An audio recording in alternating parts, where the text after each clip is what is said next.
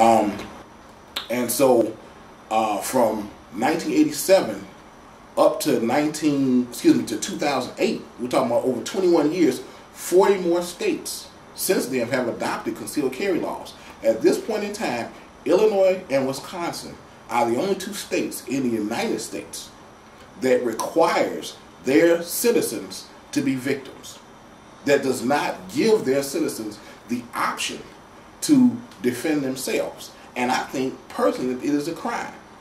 People talk about, oh, well, if everybody had guns, the place is going to turn into Dodge City and people just going to start shooting each other. No, it's not. How do I know that? How can I say that definitively? Because we've got 21 years of history to say that.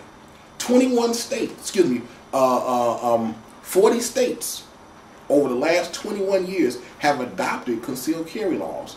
And not one of those states have you had the rise in crime and people just shooting each other, going crazy, and the whole Dodge City mentality that the anti-gun nuts talk about all the time simply has not materialized. There's no empirical evidence to suggest that at all. In fact, what you will find is what is referred to as violent crime. When we talk about violent crime, we're talking about murder, attempted murder, stranger kidnapping, arson of an occupied dwelling, armed robbery, criminal sexual assault, home invasion. Those types of crimes, when states institute concealed carry laws, those types of crimes, whether referred to as violent crimes, on average drop anywhere between 20 to 25%. So what you will find is that the states that have the most liberal gun laws tend to have the lowest crime rates. And the states that have the toughest gun laws, like New York City, like Chicago, like Washington, D.C., conversely, have the highest crime rates. The reason they have the highest crime rates is because the criminal element knows that the vast majority of the citizenry is going to be unarmed and defenseless. What restrictive gun laws do are two things. One, they disarm the general citizenry, and two, they create what is referred to as a target-rich environment. A target-rich environment is an environment where the gunman knows that the vast and overwhelming majority of people are going to be unarmed and completely unable to defend themselves. Let me ask the question. We got about 20 years of deranged gunman massacres that have been going on here in the United States. And throughout that 20-year time period, when have you ever heard of a deranged gunman going into a police station to shoot it up, going into a gun shop to shoot it up, going into a cop bar to shoot it up? So as crazy as these people are supposed to be, they ain't crazy enough to go there to choose their targets. They want to go to a target-rich environment. They want to go to a place where they are relatively assured that they will meet minimal to no resistance at all. So they go to places like schools, because a lot of these schools, even places like Virginia Tech. Virginia has concealed carry laws, but Virginia Tech had a no-gun policy. And because of that no-gun policy, it created a target-rich environment where that crazy nut felt absolutely secure in being able to go from room to room, just wantonly massacring people, just shooting people and calmly reloading and moving on to the next room and shooting people. In one room, he came and shot up some people, went to another room, came back to the first room. People are still cowering up under the chairs, scared and crying and bleeding and so forth and so on, unable to defend themselves. And the law tells us that they are doing this for our so-called protection. We're told that, oh, you can't have guns because guns are bad. And if you get a gun, you might shoot yourself. Or you might shoot your spouse if you get mad. Or your kid might find them and shoot themselves. Those are all lame excuses as far as I'm concerned. There are a gazillion different ways that guns can be effectively secured so that they can be kept fully loaded and ready inside the home, but inaccessible to anyone that you don't want to have access to it. There are a variety of ways that this can be done. Everything from as low-tech and unsophisticated as simply taking a key padlock and locking that behind the trigger in a gun. If I put that lock behind the trigger, that means that the trigger can't be pulled back and the hammer can't be cocked back. All right? If I just take that padlock and lock it behind the trigger of my gun and take the key to the side of my bed, I can keep that gun fully loaded, and nobody is able to get that gun and shoot it. But if I wake up in the middle of the night because somebody's breaking in my home, all I got to do is just tear off that tape where the key is, and the key is right there. Use that to unlock it, and there it is. It's available to me.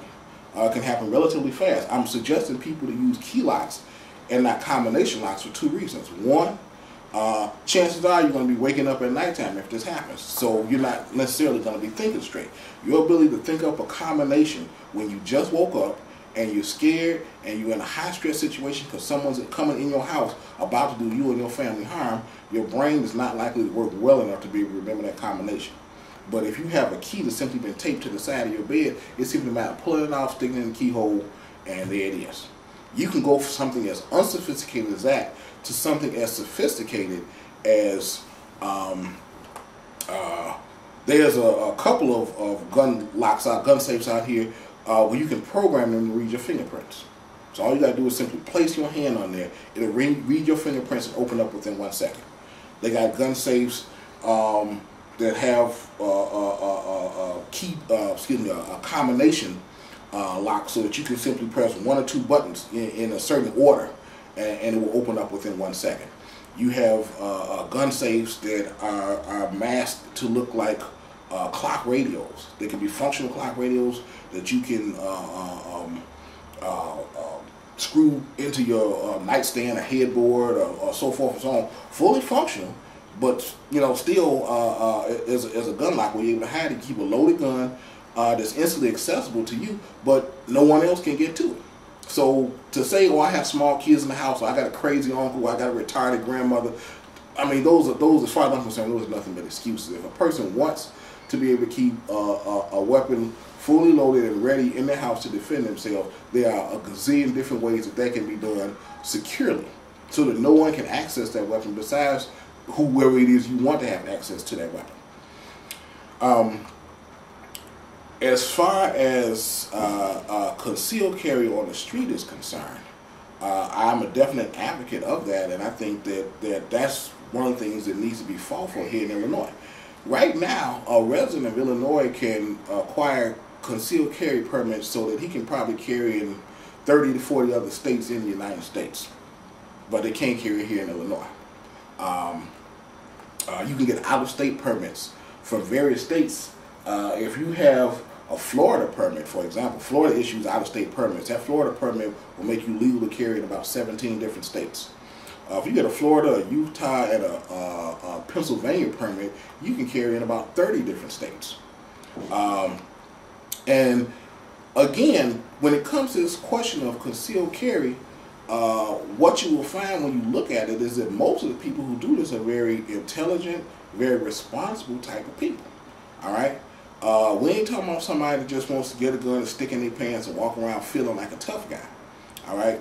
Because most of the people who get these permits also go out and get some kind of professional training. I think anyone who purchases a gun has a moral obligation to go out and get some professional training with their weapon so that they know how to use it effectively, and so that they know when to use it, and more importantly, they know when not to use that gun. That which is legally right and that which is morally right can be as different as night and day. I can think of a number of situations where a person might have been morally right for getting physical with somebody, but from a legal standpoint, they didn't have a leg to stand on. So I think people have an obligation to be able to understand what the gun laws are, and understand the basic principles of self-defense. There's a basic definition of self-defense applies in all 50 states in this country. That definition says that you have to be faced with immediate and otherwise unavoidable threat of death or grave bodily injury to the innocent. That the perpetrator has to have a weapon, or they either have to have a weapon to do harm with, or there has to be what is called a disparity of force.